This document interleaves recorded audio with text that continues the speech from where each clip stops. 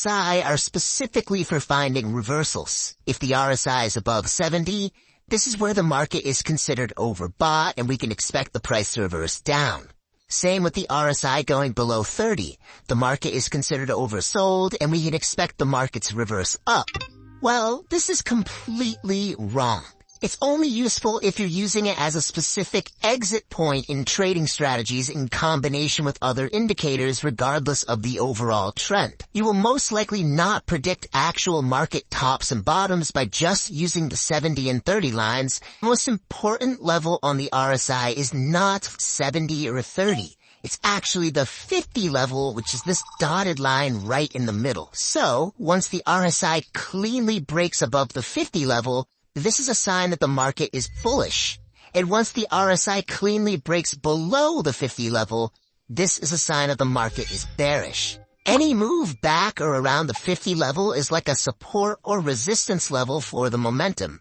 You can even draw a box around it to avoid fake outs here even more. Because if you get a move above or below the 50 level, it could easily be a fake out and the market could still be in the same trend.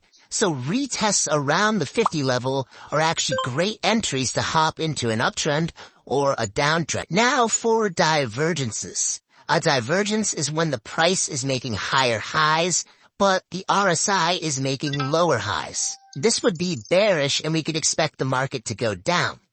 And this is where the 30 and 70 levels actually come most in handy, because RSI divergences are most significant if they appear above the 70 level and below the 30 level. And this next tip for RSI is something that I've never seen on YouTube before. And it actually involves the setting within the indicator. So if you've ever gone into the settings of the RSI, you've probably seen the number 14 here as the RSI length. Well, what this means is that we only want to consider divergences on the RSI if there are 14 candles or lower apart from each other. So we wouldn't want to consider this as a bearish divergence because it's way more than 14 bars apart. But for this divergence, we could consider it and put more emphasis on it in our analysis. If you increase the length, you can use this as an ideal amount of bars for the divergences you find on the RSI. Lastly is the moving average on the RSI.